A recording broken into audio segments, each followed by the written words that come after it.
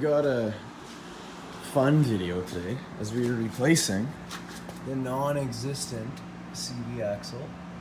You can see the end of it and the front of it.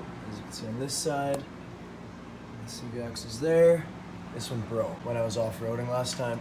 Let's talk about it. Alright guys, so pretty much I was off-roading Richmond Triangle Road and I went up the hill. You guys know those really steep hills there.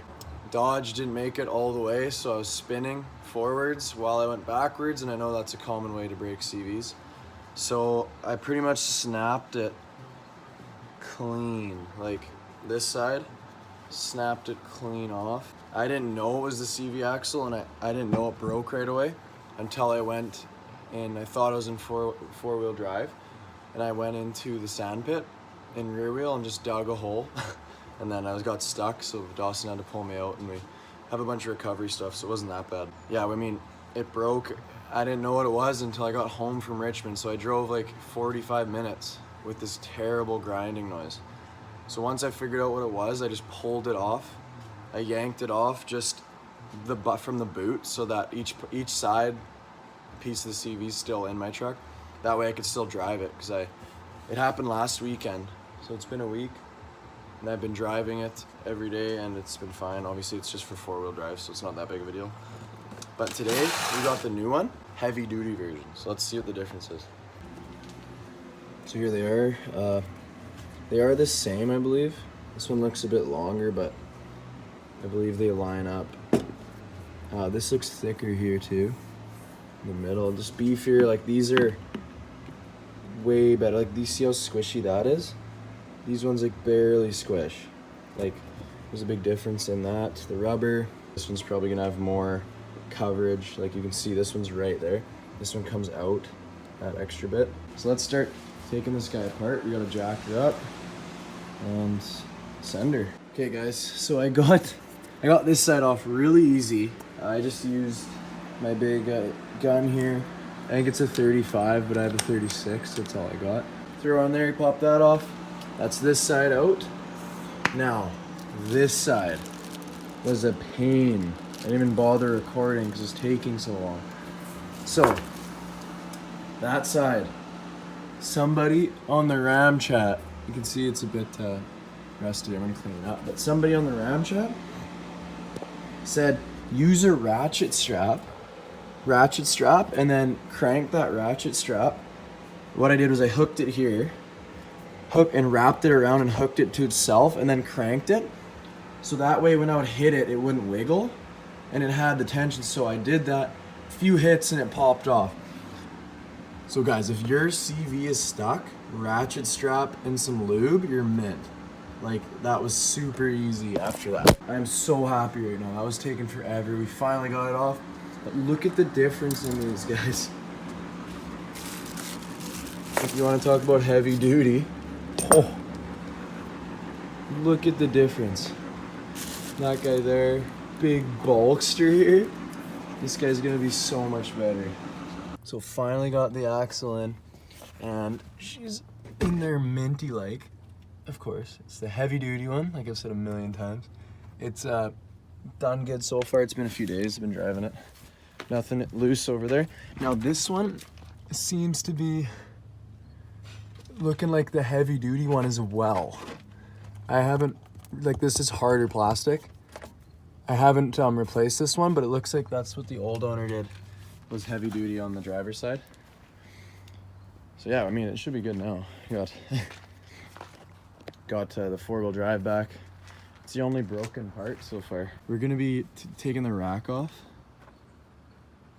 See how orange it is under here? I don't know why, I just didn't even think about painting the bottom. So yeah, it's getting all orange and gross. So Dawson's coming, we're gonna pop it off. We're gonna paint the whole thing, all the bolts, paint everything. We're just gonna paint everything on it because I don't like the gold bolts. Like, I'm not flexing anymore, I'm not in high school. I don't need gold on here. So we're gonna pop it off and just paint everything. And then this should complete the Overland rack build. With the awning, all our recovery gear everywhere, scattered across. But look at this though. I used these once. These are the cheapest ones I could find. And that's what your money gets you. One use. These just all broke off. little, like, so you pretty much get one use out of the cheap traction boards. But I'm gonna keep them. If the studs are broken, it's still like better than nothing under your tire in the sand. So we'll keep them till we get a nicer set, but yeah, let's get working on the rack here. Okay guys, so we took it off, painted everything flat black. Pretty much the whole thing is painted flat black. Now, I didn't have flat black rattle can, and you need rattle can in some spots. So you can see that some of it's glossy, some of it's flat. So I'm gonna get a flat black rattle can and just go over the whole thing one more time. Any areas that are glossy, like that, you can see, like that's gloss, that's matte. Okay, so we need it to be matte, not gloss, but it looks so good. Just all black now. No rust anywhere. It's all been covered. And for the most part, like, we really coated this thing. Like, there's little bits of orange, that's it. All right, guys, the rack is complete. As you can see, there's a few spots, like, you see that guy there. Yeah, it's still a bit gold. All these are gold still. A few little spots, like, in there. What I'm gonna do is just take a little paintbrush and go through it. Look at this thing. It's mint. We're talking fresh. So we got #1 mod I'd recommend. The old bottle opener right there. And then we got our awning. It's all done on nice. Traction pads. I got my speaker up here and it's so funny now. And it's up top like that. And then we got the high lift jack. We got the spare. The fire extinguisher, the tow strap. That's just for looks, honestly. I have other ones in the box. The axe, right? The good old axe and the shovel. Yeah, guys. Rack's pretty much minty. I'll show you the front. This rack is pretty much done. I just wrapped this with electrical tape. The whole thing wrapped with electrical tape. It works perfect. Yeah, it's black now. Yeah, we got our antenna. Yeah. This Overland rig has come so far from stock, it's unreal. I painted this black actually. The old hockey stick flagpole. Working really well. The rack was a good project. No more rust on it. And now this guy's got to be what we work on, because I put the fender liner back in. I cut it up and made it work. And then on the back, we're gonna take the bed off and make like a custom bed. Not sure how yet, but it's gonna be unreal. It's gonna be a nasty build. Make sure you guys subscribe, because also Dawson bought a new vehicle and it's not a 4x4. And it's got 300 wheel horsepower, so you guys won't want to miss that, okay? Believe me, it's crazy. I was in it yesterday, it's unreal. So make sure you guys subscribe, you're gonna want to see that. Yeah, guys, the Overland Ram has come so far and I'm so happy with this build. Like, I got it a year ago probably now, and it's just an absolutely different rig.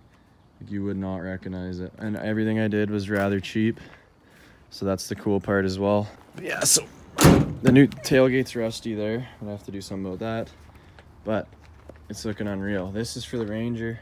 When we make the flatbed, we got some storage back there. But yeah, guys, I appreciate every single one of you. I'm not even kidding.